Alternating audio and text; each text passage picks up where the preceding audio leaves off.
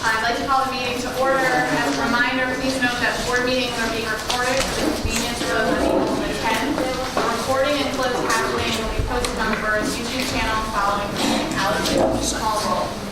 Peter Calandrella. Isaac Carmignani. President. Thank you. Gretchen Youngstrong. Present. Thank you. April Chapman. Jose Davila. Deborah Dillon. Natalie Greenchild. Here. Thank you. Michael Pratt. Here. Thank you. Vanessa Lynn.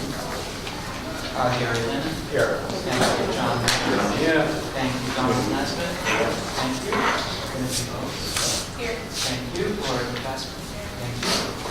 Shannon Wade. Here. Thank you. Vitaly Maria Aristi. I got you. Oh, I marked you present.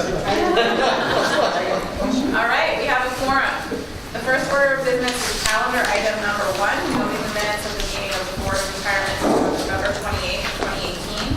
The minutes have been previously provided to the board by the SharePoint site. May I have a motion to consider the minutes from the November 28th board meeting? Thank you. Second? Thank you, John. Please raise your hand if you vote to approve the minutes. Please raise your hand if you do not approve the minutes. Any abstentions? Thank you. Voting two. The minutes passed. Next on the agenda is the executive director's update. Sandy, would you like to share some remarks with us? Very few. We have a lot to do tonight, and just to update people on our facilities. We have moved our members out of the elevator space. I apologize. We have cramped our staff a little bit, but we are moving aggressively towards getting overflow space in a local Brooklyn park. Not WeWork, but a familiar provider of that space. Thank you very much, JD. And we are, I told you at the last meeting that the probability of this extending permanently, looking for permanent space might extend in December. I'm retracting that. I believe we'll get in by July. That is an impressive statement, but we are looking at space that is completely built out and fitted, and we'll be able to move in. Now, we still will have negotiations with the lessors. We just issued our requirements to our broker, Cushman Wakefield. They will negotiate with two options in Lower Manhattan that are very attractive options for us. Those would be sub-lease agreements that extend to 2026, and there may be complicated contract negotiations related to the underlying lessor or owner of the property, but we will work on that as expeditiously as we can. Just to remind people, we will retain office space at 16th floor, 65 4th Street for membership services. We will surrender about 80% of that floor back to the DOE, and we will preserve our technology server space on that floor, and we will preserve our sub-basement document storage facilities there. But we hope to be out by July. March Panic will be next. Sure. So we're moving member services too? We will be moving partly member services to our new location. Yes, we will have satellite off. We will have office membership services office provided at both locations. But I didn't just hear you say that any member services you're saying. I heard you say technology. A satellite. Yeah, we'll take about. We're keeping about 20% of the space for membership services. We'll be splitting membership services up. Okay. Mark's pamphlet is here to discuss our fiscal year 2018. It will be up next. Just to let people know, we appeared before the audit committee January 23rd. JD is prepared with that. Finally, the educational conference. Just want to confirm people's attendance. I will be doing that after the meeting. Thank you very much. Thank you. The next item on the agenda is our post-audit report. Can I have a motion to discuss this item? Thank you, Natalie. Second? Thank you.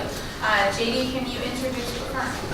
Yes, I will. The firm is represented by Mr. Vasili and Richard Nielsen, who is the managing partner. Good, I got some motion. Thank you.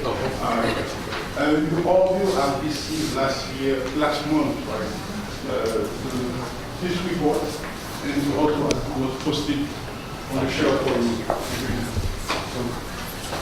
Hope you can make it. Please, thank you. So yes, we were supposed to be here several weeks ago, I guess it was after Thanksgiving, to present our results of the audit process. So surely you've had enough time to cruise through this and have a lot of questions.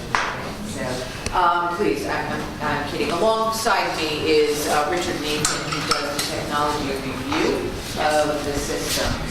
So there's 5 tabs here. The first one is more the pictures. So behind myself and Richard, there's quite a team that puts the audit through its process and gets the results of a set of audited financial statements. That's what tab 1 is. We also take the liberty to do a little bit of bragging rights about the firm that you hired to do the work to audit the Board of Ed's retirement system.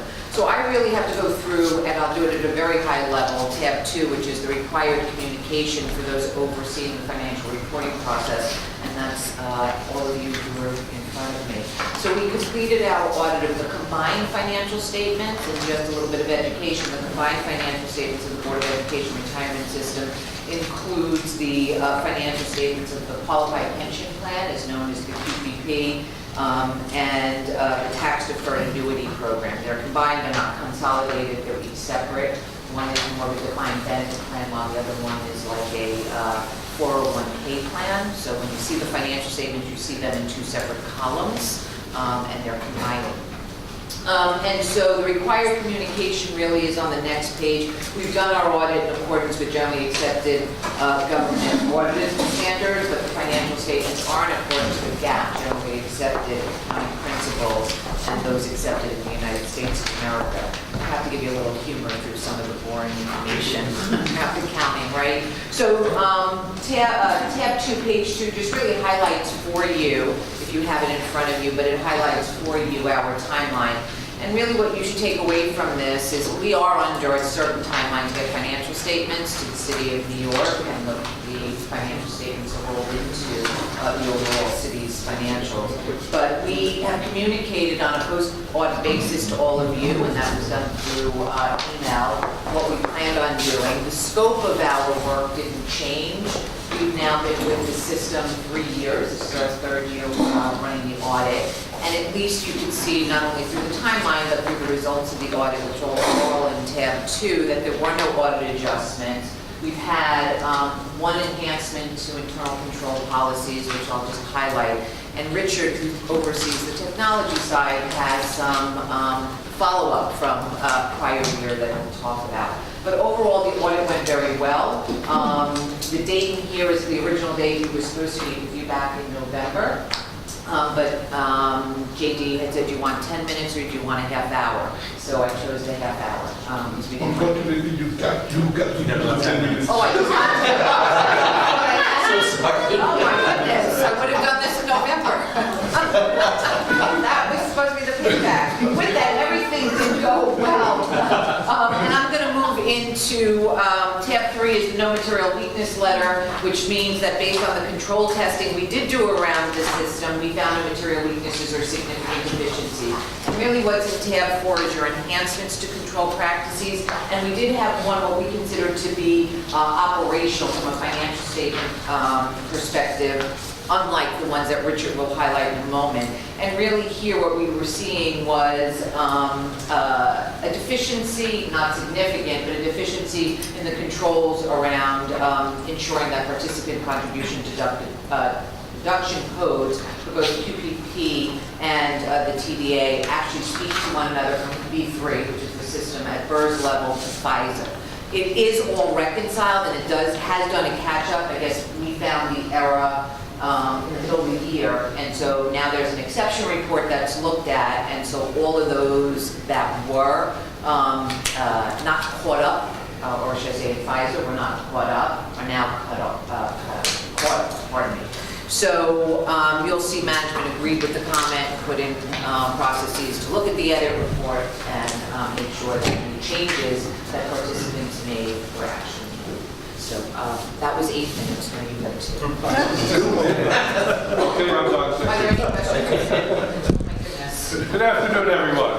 So, from a scoring point of view, you have one new observation. You have 11 recurring from last year, and we got rid of 3. So that's good. That's good. So it's always good when we don't have a lot of new ones, and we start to mitigate the other just in general, just before I go through this, I know the team has been working on the new pension system. It's not so new anymore, right? It's still CPMS is still new. active and we're not working on the losses. Right, so there's a lot of effort being put into that, so we do have some understanding why we still have some recurring observations from the previous year. So looking at the new recommendations was more about, and I'll shortcut them, there's a lot of language in here, HR reports having personal information, PII, in those reports and really not storing them in the proper way and not having some policies and procedures around that. Management has agreed to, actually has done it now. So as of the writing of this, they've actually put that policy in place. Just in general, as I think I've said in the last few years, I'm very big on policies and procedures to make sure that everybody's on the same page and we're all doing the same thing. So in Exhibit 2, the prior year observations that still require attention. In 17, we had noticed that IT rights, IT still had rights to the back end of the pension system, so we don't generally like that, but that's been taken care of. So they've removed it, and then additionally, there's an extra control now that you have to go through DeWitt's ticketing system to get that access. So that's just another level of oversight. So American Fundware activity monitoring, just to make sure that who's ever in there, that they were tracking what's going on. So an RFP was issued, and I believe we picked an application to be able to take care of that. So that's excellent. Next is oversight and control of IT access, and this really had to do with IT having access to the American Fundware application as well. And so we asked that more, again, policies and procedures be written to take care of that. And so right now the IT director no longer has that access, and you've achieved the segregation of duties, so you're only doing service support now, so that solves the problem. So I would expect that next year that would fall off the list. User account management. So again, this is about policies and procedures being written, and you've started to work on a document surrounding user management. So again, it's going back to the policies and procedures, so everybody's on the same page. And also having to do with documenting the onboarding and separation policies and procedures, which is critical, by the way, to cyber security, locking down access, making sure that people don't have the improper rights to an application for the network. And these days, that's big, very big. Account review and certification is the next one, number 7, which also has to do with cybersecurity, making sure that people have the proper rights, not only to the network, but to the applications as well, especially the pension system. So you're in the process of, management's a process of appointing business process owners at our recommendation to work with that and looking at logical access controls. So hopefully that'll be done that following year. Can always cross my fingers, right? Network and applications administrator password management. Again, policies and procedures. This is the management of the critical administrative master passwords to the network and the applications. You need to have a control policy around that. So BERS is going to work to do that. I encourage that to be one of the top priority items. Because in a disaster, you really need to know that. It's one of the 4 major components of disaster recovery. Data backup, documentation, big time. In order to know what to restore, what's being backed up, how often it's being backed up, who's supposed to have rights to it. So they're in the process of writing a policy, but that still has to be completed. A work in progress. Data restore testing, I don't want to belabor this, but same issue with policies and procedures, to be able to know what's going to happen in terms of testing of the restore of the key applications. Very big, and work in progress. I'm skipping over a lot of the language, because I know we have the time issue. System and software development lifecycle. This really came up around the programming of the new system, the implementation of the new system. And we were saying that BERS needs to have SDLC, which is a proper process to promote new modifications to the system. So it's a development mode, a test mode, and a live mode. So Vitek, the vendor, is using that process We just wanted management to be more aware of that and to have policies and procedures, because ultimately it's not VITEC system, it's BERS system. So it's more about ownership of that. Business continuity and disaster planning. So in 16, we had looked at this and there were some key areas missing. One, a business impact analysis of what's needed, what resources are needed over what amount of time and what time of the year. So there's been no change in that. So I know that you're working on that continuity plan. Again, the restore testing, the account recertification, data backup documentation, all that dovetails into the DR plan. And we got rid of the 4 observations from last year. Excellent work. Good progress. Any questions, comments? Are there, deadlines for these? There are not. It's been general, but I definitely encourage management to put some harder deadlines on those. Yes, I agree. And you know, Sadie knows I'm always available to talk, so, yeah. Any other questions? Okay, thank you. Thank you. Okay, any further questions? All right, thank you, JD and Mark Spannon, for the presentation. The next item on this evening's agenda are calendar items 2 through 17, ordinary business and BERS. Is there a motion to consider calendar items 2 through 17? Thank you. Second? Thank you. Alice, can you please tell us about the ordinary business and BERS? Yes, these are all the retirement staff benefits and refunds process since the last time. Thank you, Alice. We will now vote on these items. Please raise your hand if you vote to approve calendar items 2 through 17. Any opposed? Any abstentions? Okay, motion carries.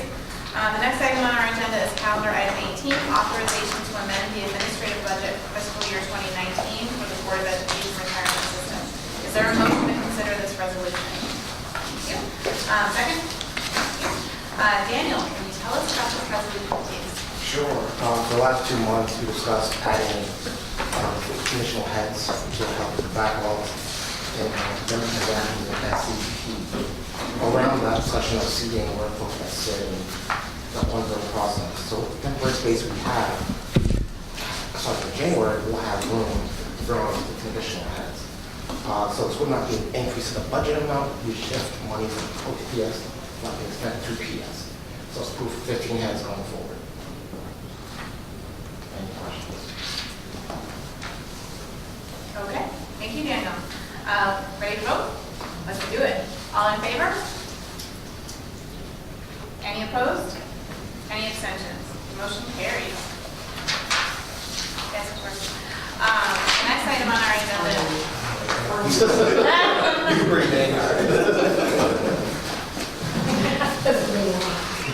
Everyone's excited, okay.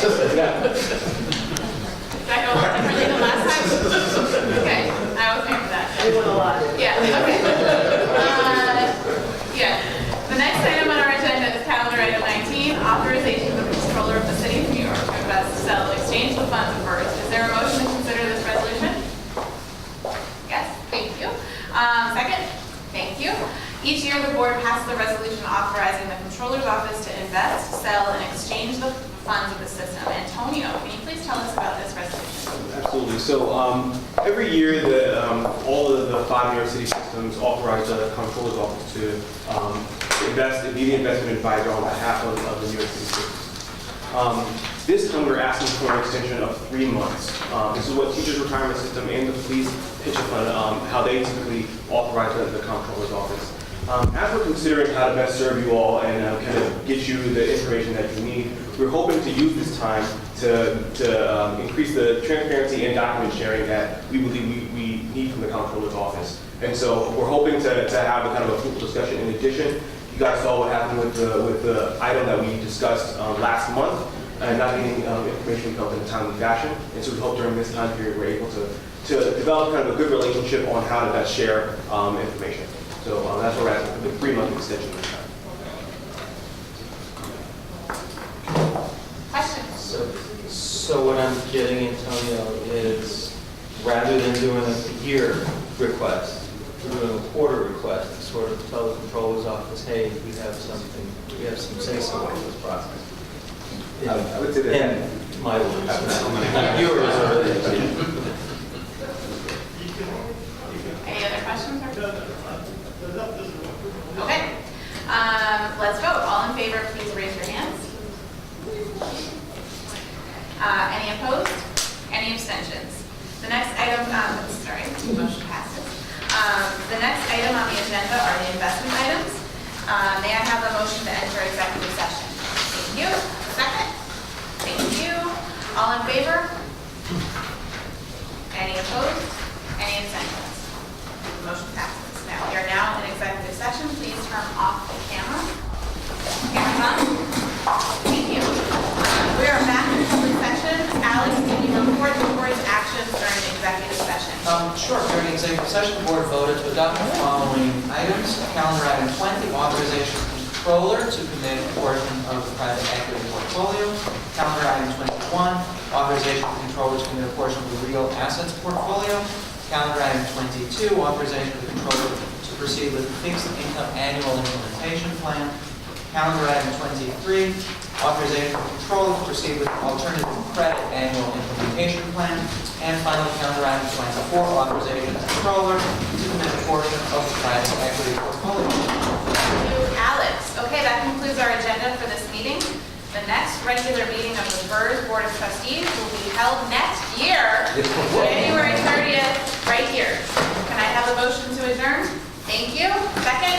Thank you. All right, vote carries. On to the next one.